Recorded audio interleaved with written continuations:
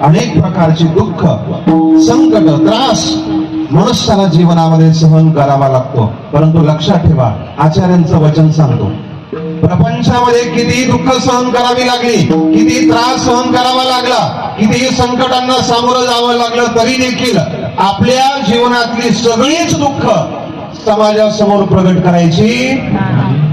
कितीही सहन करा, किती संकट, त्रास, दुःख वाटायला येऊ द्या, परंतु सगळी दुःख समाजासमोर प्रगट करायची नाही, दुसऱ्याला सांगायची नाही. बुवा, हा समाज असा आहे. आपलं दुःख ऐकत असताना अक्षरशः डोळ्यात पाणी आणू आणू ते दुःख ऐकलं जातं.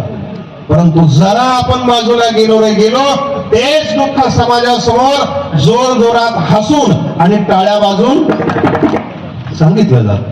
म्हणून कितीही दुःख सहन करायचं, परंतु सगळी दुःख समाजासमोर प्रगट करायची नाही.